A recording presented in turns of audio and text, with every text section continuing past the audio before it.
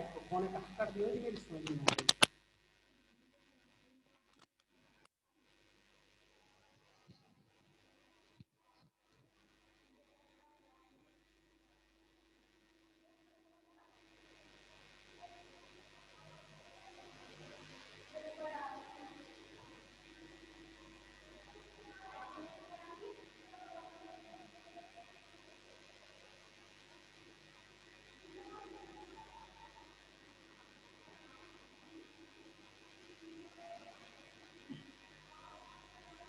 Hello students, आपको पिछली meeting में हमने बताया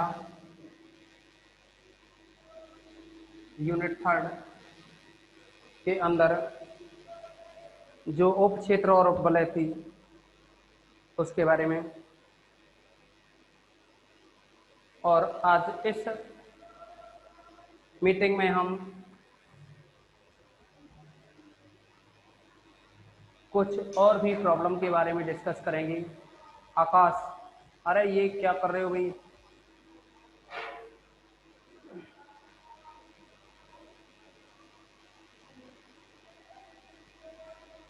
कुछ और प्रॉब्लम के बारे में डिस्कस करेंगे। आज ही आपकी यूनिट कंप्लीट हो जाएगी और अगली यूनिट स्टार्ट हो जाएगी।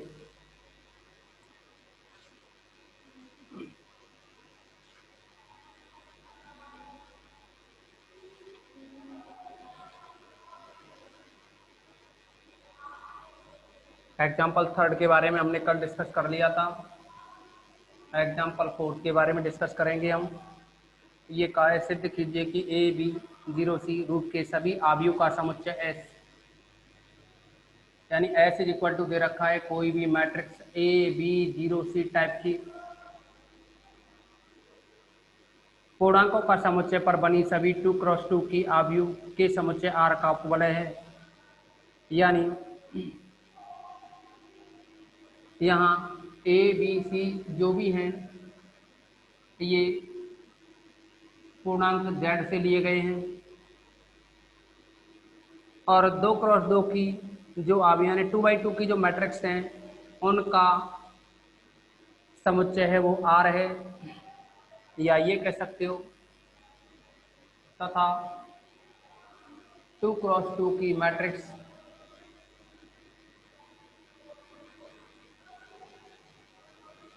का समुच्चय आर का उपवलय है। यानी हमें एस है उसे आर का उपवलय सिद्ध करना है। इसमें आर के बारे में कहा है कि आर वलय है, 2x2 की जो मैट्रिक्स आर वलय है ऐसा कहा है। तो हमसे प्रूफ करवाया है कि जो एस है यह एस आर की उपवलय है। आव्यूह यानी जो बाइनरी ऑपरेशन दे रखे हैं उनमें से दो ऑपरेशन है, एक तो जोड़ का, दूसरा है गुणन का। तो आप देखेंगे यहाँ कि जो एस है इसको आर की उपवलय बताना है। उपवलय बताने के लिए आर के अंदर तो क्या है, 2x2 की जितनी भी मैट्रिक्स हैं वो सभी एलिमेंट दे रखे हैं, यानी 2x2 की मैट्रिक्स है आर के अंदर। चलो यही लिख देते हैं, अर्थात R is equal to A B C D या एक्स वाई जेड करके लिख सकते हो। A B C D type की सभी मैट्रिक्स हैं, for all A B C D belongs to Z. और जो एस है उसमें केवल ये जो सी एलिमेंट है ये 0 दे रखा है यहाँ। ये कोई जरूरी नहीं है कि यहाँ सी है तो यहाँ भी सी हो, इसीलिए ये कुछ भी हो सकता है, या आप इसको और कुछ मान सकते हो एक्स वाई जेड की फॉर्म में, एक्स वाई जेड, और यहाँ कुछ नया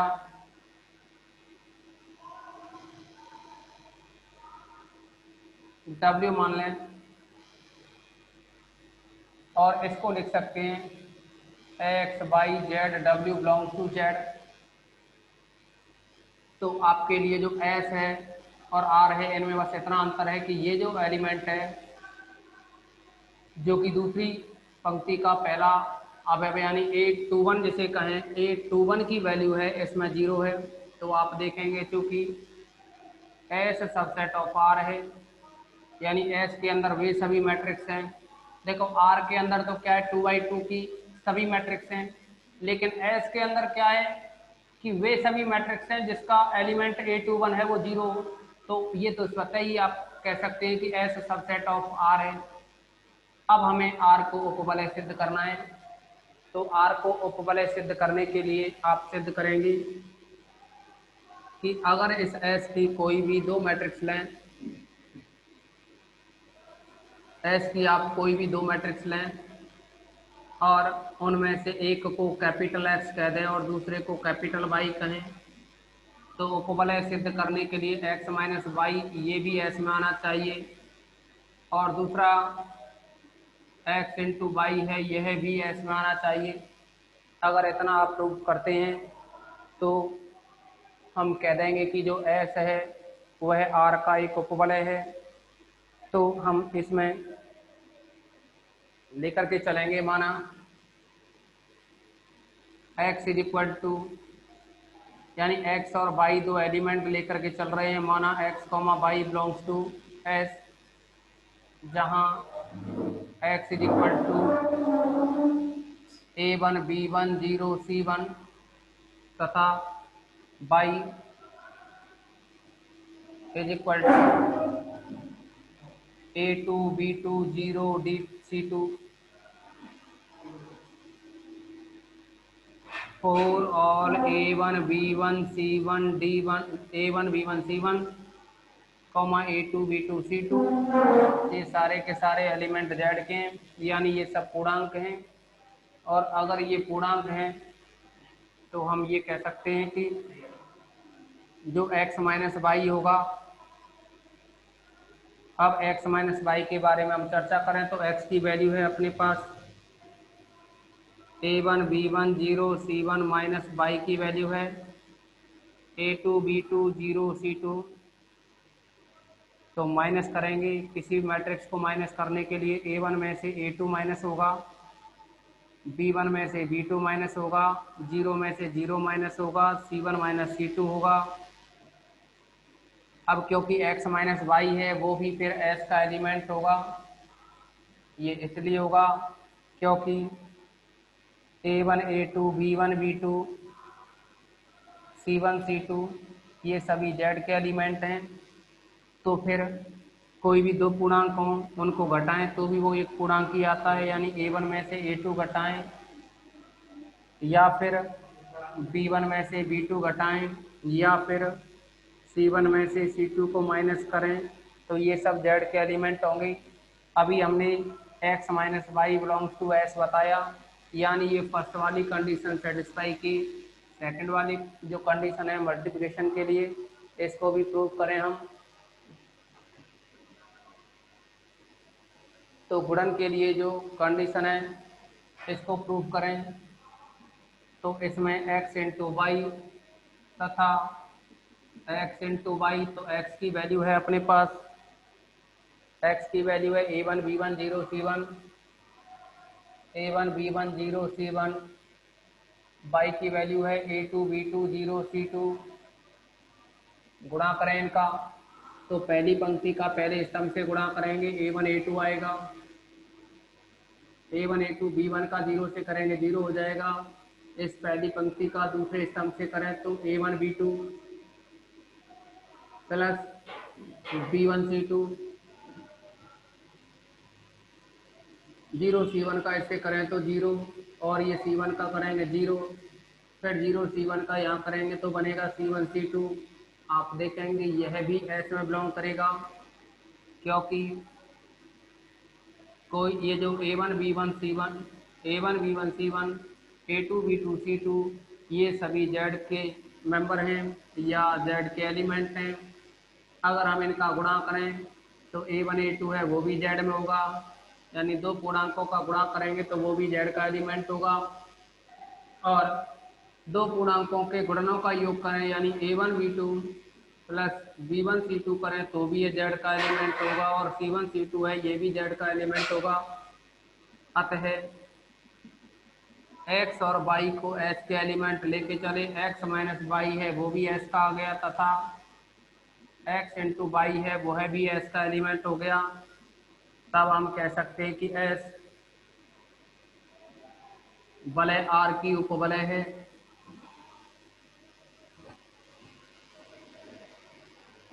अगर यहाँ तक किसी भी स्टूडेंट को कोई भी डाउट्स हो तो कमेंट्स में बताएं।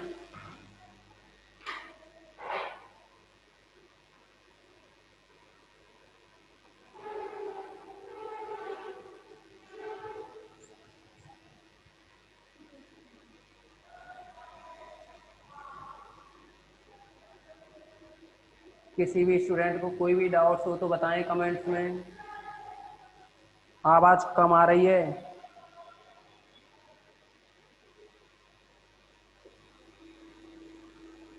चलो आवाज़ बढ़ा देंगे अभी।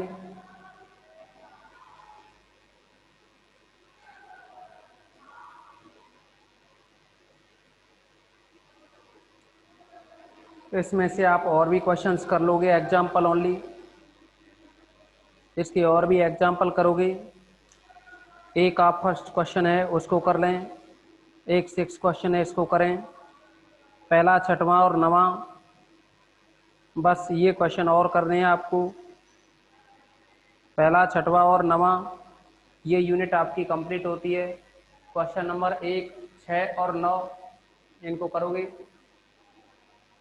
नंबर की यूनिट, ये जो रिंग होमोमॉर्फिज्म है आपके सिलेबस में नहीं है।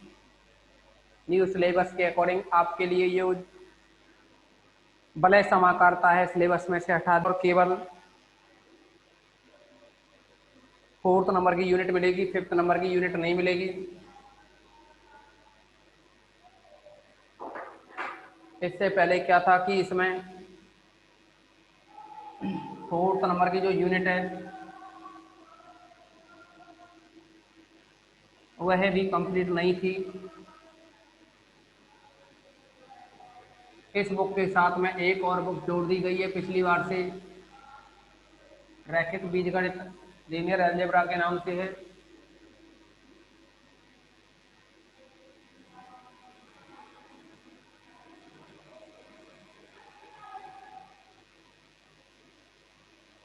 तो लीनियर अलजेब्रा के नाम से ये जो यूनिट आपकी रहेगी 4th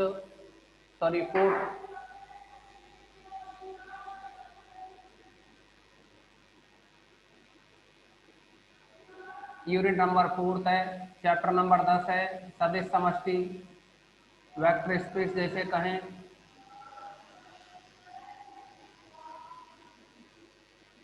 तो इस सदिश समष्टि के अंदर 2 शब्द आपको पहले जानने हैं। उन शब्दों में पहला तो है आंतरिक द्विचर संक्रिया,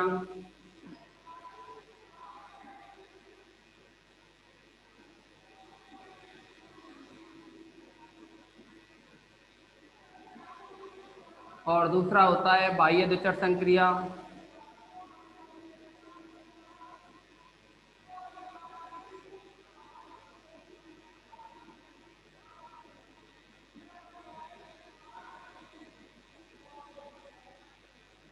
तो एक तो है आंतरिक द्विचर संक्रिया और दूसरी है बाह्य द्विचर संक्रिया। जो संक्रिया आपने पहले पढ़ी थी केवल संक्रिया तो वही है। तो जैसा कि हमने पहले भी बताया था कि कुछ नहीं, जो नियम होते हैं वही संक्रिया होती हैं, लेकिन नियम पे भी कुछ कंडीशन होती है। जो नियम होते हैं वह भी क्या है, संक्रियाएं ही होती हैं। और नियम तो एक तरह से जो फलन डिफाइन करते हैं उसमें जो एफ होता है, एफ भी एक नियम होता है। तो हम यह कह सकते हैं आंतरिक द्विचर संक्रिया के लिए, माना कैपिटल बी एक अरिक्त समुच्चय है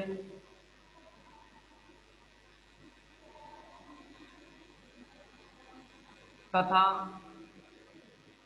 एक प्रतिचित्रण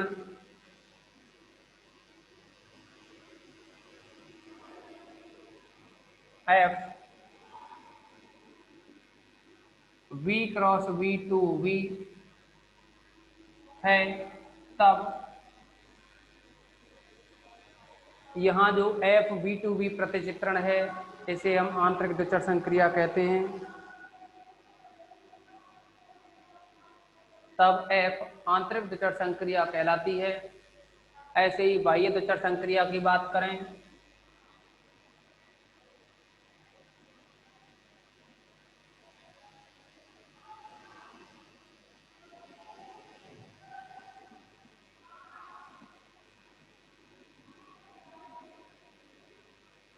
बाह्य के लिए क्या है कि हम दो सेट लेके चलेंगे। माना एक तो है कैपिटल F, दूसरा है कैपिटल V। माना कैपिटल F तथा V दो अरिक्त समुच्चय हैं।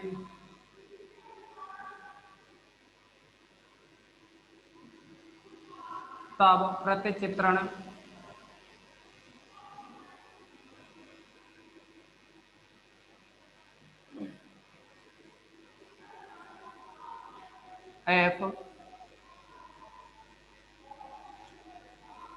F क्रॉस V2V बाह्य द्विचर संक्रिया कहलाती है।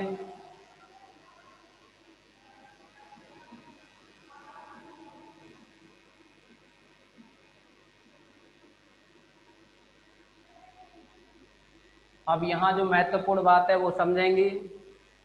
V क्रॉस V का मतलब है कार्तीय गुणन, और F V क्रॉस V से V का ही अवयव आई। यहाँ दोनों सेट सेम है, लेकिन V क्रॉस V से जो अवयव मिल रहा है वो V में ही मिले। पहले आप एक काम करेंगे, इसका स्क्रीनशॉट लें, दोनों ही डेफिनेशंस का स्क्रीनशॉट लें। जैसे ही स्क्रीनशॉट लोगे तो फिर समझेंगे आप इसमें कि F है, F आंतरिक द्विचर संक्रिया कहलाती है। कंडीशन कि V क्रॉस V का जो एलिमेंट हो कार्टेशियन प्रोडक्ट टाइप से, वह एलिमेंट V का ही हो जाए।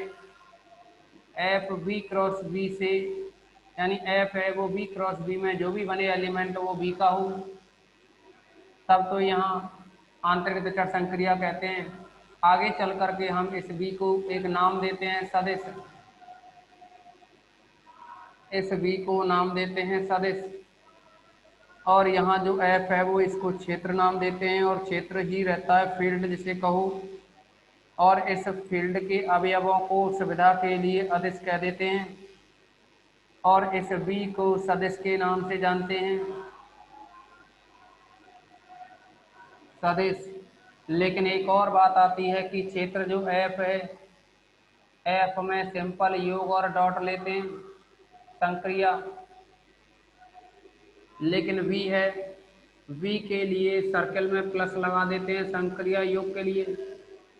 और अगर इस F को, जो कि हम कह रहे हैं कि अदिश कहते हैं, और जो V है इसको सदिश कहते हैं, अगर इस F का एलिमेंट कोई अल्फा है और इस V का एलिमेंट कोई A है, तो इस आदेश का सदिश के साथ गुणा किया जाए, तो यहाँ फिर ये डॉट वाला जो सर्कल में है, इस डॉट को काम में लेते हैं। यानी आदेश का सदिश से गुणा करने के लिए, आदेश का सदिश से गुणा करने के लिए हम अल्फा डॉट एक काम में लेते हैं, सर्कल में डॉट काम में लिया जाता है। और अगर दोनों के दोनों एलिमेंट F के हों, अगर दोनों ही एलिमेंट F के हों, अल्फा और बीटा, तो इनको गुणा करने के लिए सिंपल डॉट काम में लेते हैं। तीसरा है इसमें कि ये जो F के एलिमेंट अल्फा और बीटा हैं, इनको ऐड करने के लिए सिंपल काम में लेंगे प्लस। यहाँ जो अल्फा और बीटा हैं उन्हें अदिश कहेंगे, क्योंकि ये फील्ड F के एलिमेंट हैं। और अगर हम ये कहें कि जो V है इसके एलिमेंट हों A और B, इनके लिए अगर हमें सिंबल काम में लेना है तो प्लस सर्कल में, और अगर डॉट काम में लेना है तो सर्कल में ही डॉट काम में लेना होगा। तो ये रहेंगे इनके यूज। अच्छा, अब एक शब्द है सदिश समष्टि। सदिश समष्टि की कुछ कंडीशन है, कुल 5 कंडीशन है।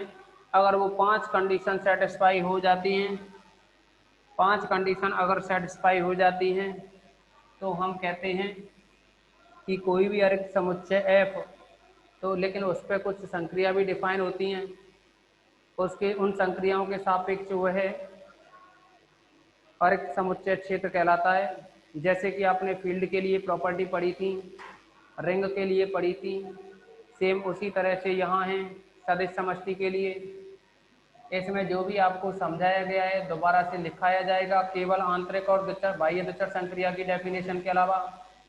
इसलिए आप ज़्यादा दिमाग न लगाएंगे अभी, कहीं कॉपी को बेकार करें और जो नोट्स बना रहे हैं वो साथ के साथ अच्छे से बनाते चलो।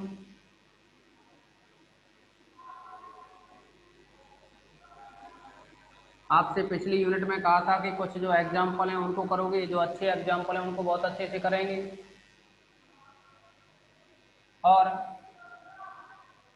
कुछ आपको क्वेश्चंस भी दिए थे उनको भी करेंगे। अब हम यहाँ सदिश समष्टि की जो परिभाषा है उसके बारे में बात करेंगे।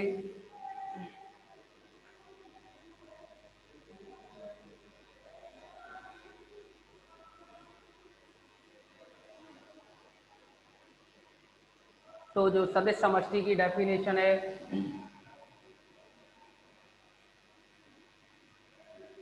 उसकी बात करें हम,